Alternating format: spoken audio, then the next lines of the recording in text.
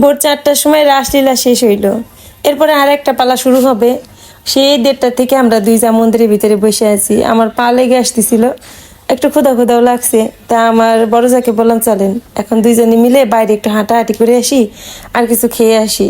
আমার আবার একটু ঠান্ডা কিছু খাইতে মন চাইতেছিল। আমার বড় ছেলে এদিকে আমার জন্য একটা মেরান্ডা নিয়ে আসছে, আর এদিকে আমার বড় যা আমার জন্য একটা আইসক্রিম নিয়ে আসছে। এদের কত ভালোবাসা আমার প্রতি, তো দুইটাই আমি একাই খাবো। আমার বড় যার হচ্ছে গলায় সমস্যা, সে ঠান্ডা কিছু খাবে না, সে খাইলো না, বাস ভালোই হয়েছে, আমি একা একা খাবো দুইটাই। তো আইসক্রিম খেয়ে বাইরে কিছু সময় হাঁটাহাঁটি করে আসলাম মন্দিরের ভেতরে। তখন ভোর 4:30 বাজে, প্রভুর মঙ্গল আরতি শুরু হইলো। আমার সৌভাগ্য হইলো প্রভুর মঙ্গল আরতি দেখার। ভাগ্যিস রাতটা আঙ্গিনাতে ছিলাম, তা না হলে কি এত সুন্দর মুহূর্ত আমার ভাগ্যে হইতো। ভোরের আলো ফুটে গেল, সকাল হয়ে গেল। রাতটা কিভাবে পার হয়ে গেল বুঝতেই পারলাম না। এইদিকে সকাল না হইতে হইতেই প্রভুর ভক্তরা সবাই ঝাড়ু নিয়ে নিজ দায়িত্বে দেখেন প্রভুর আঙ্গিনা পরিষ্কার করতে ব্যস্ত হয়ে পড়ছে।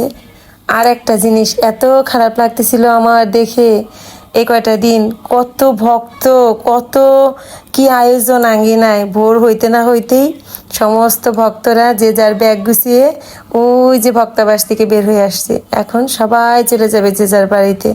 আজকেই আমাদের আঙ্গিনাটা ভক্তশূন্য হয়ে যাবে। এই কটা দিন কত কি আয়োজন, কত আনন্দ, কত লোকজন, কত কিছু শেষ, সব কিছু শেষ। আবার একটা বছরের অপেক্ষা। এই সবার চলে যাওয়া দেখে আমার মনটা খুব খারাপ লাগতেছিল। তখন তো কুঞ্জভঙ্গ পালা চলতেছিল, সকাল 7টায় শেষ হবে। আমি এইখানে চেয়ার পেতে বসে আছি, হঠাৎ আমার সামনে একজন দাদা এসে আমাকে বলল, দিদি আপনাকে চিনতে পারছি, আমি আপনার ব্লগে এই আঙ্গিনার সমস্ত ভিডিও দেখে এখানে আসছি। আমার বাড়ি হচ্ছে মানিকগঞ্জ, তো ওইখান থেকে আমি আসছি, আপনার ব্লগ দেখছি, দেখে আমার খুব ভালো লাগছে, যার কারণে আমি গতকালকে আসছি। আর এখন সকালবেলা আপনি এখানে বসে আছেন, আপনাকে দেখে আমি চিনতে পারছি। আপনাকে অনেক ধন্যবাদ, আপনার জন্য আমি এখানে আসলাম। আর এসে এই যে মহোৎসব এটা দেখতে পারলাম, আমার খুবই খুবই ভালো লাগছে। দাদা আমিও অনেক খুশি হয়েছি যে আমার কারণে, আমার এই ভিডিও দেখে আপনি অত দূর থেকে আসছেন, আমাদের এই প্রভুর উৎসব, প্রাণের উৎসব এত কাছ থেকে দেখলেন, আপনার ভালো লাগছে, এতে আমি অনেক অনেক খুশি। সবসময় আশীর্বাদ করবেন আমার ভিডিও যেন আপনাদের কাছে সবসময় এমন ভালো কিছু নিয়ে দিতে পারে। দূর দূরান্ত থেকে প্রভুর যত ভক্তরা এখানে আসছিল সবাই তো বাড়িতে চলে যাবে এখন। তো যাবার আগে সবার ভিড় নাট মন্দিরে। প্রভুকে শেষবারের মতো একবার দর্শন করে সবাই প্রসাদ নিয়ে গেল। আমিও আসলাম, প্রভুকে প্রণাম করে এখান থেকে প্রসাদ নিয়ে নাট মন্দির থেকে বের হয়ে আসলাম। এখন নগর কীর্তনে বের হবে। আমি আমার বড় ছেলেকে বলতেছিলাম চলো আমরা নগর কীর্তনে যাই। এই আঙ্গিনা থেকে বের হয়ে যাবে হচ্ছে ব্রাহ্মণকান্দা আঙ্গিনাতে। আমার বড় ছেলে বলে, মা তোমার অনেক এনার্জি আছে, তুমি যাও, আমি এখন যাব না, আমি এখন সোজা বাসায় যাব। ছেলেও হচ্ছে আমার সঙ্গে সারা রাত মন্দিরে ছিল। আর আমার বড় যা, সেও ভোর হয়েছে পরে চলে গেছে। আমি ভাবলাম কীর্তনটা শেষ হোক তারপর যাব। কুঞ্জভঙ্গ পালা হচ্ছে ভোর 7টার সময় শেষ হয়েছে। তো নগর কীর্তনে বের হবে, একটু সময় নিচ্ছিল। এর মধ্যে আমি কিছু ভক্তদের সঙ্গে কথা বললাম, ওনাদেরকে জিজ্ঞাসা করলাম আপনারা কোথা থেকে আসছেন। কেউ বলল আমি পঞ্চগড় থেকে আসছি, কেউ বলল আমি সাতক্ষীরা থেকে আসছি, কেউ বলল আমি শ্রীমঙ্গল থেকে আসছি, কেউ বলল সিলেট সিরাজগঞ্জ থেকে আসছি, আবার কেউ বলল আমি কক্সবাজার থেকে আসছি। ওনাদের মুখে শুনে আমি অবাক, কত দূর দূরান্ত থেকে আসছে।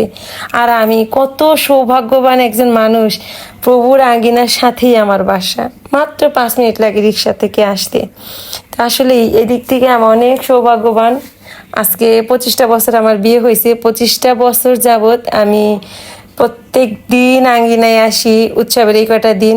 আর আমার যদি দূরে বিয়ে হইতো, আমি দূরে থাকতাম, 25 বছরে হয়তো বা একদিনও আসতে পারতাম না।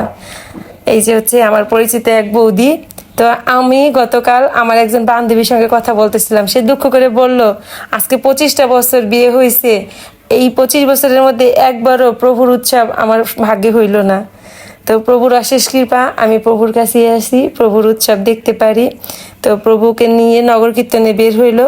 আমার যাবার ইচ্ছা ছিল ব্রাহ্মণকান্দা মন্দিরে, যাইতে পারলাম না, ছেলে গেল না। তো প্রভু চলে গেল হচ্ছে ব্রাহ্মণকান্দা, আর আমি চলে আসলাম বাসায়। তো আজকের মতো ভিডিওটা এই পর্যন্তই। ভালো থাকবেন সবাই, আপনাদের সঙ্গে দেখা হবে আবার পরবর্তী কোনো ভিডিওতে। আমাদের প্রাণের উৎসব শেষ হয়ে গেল।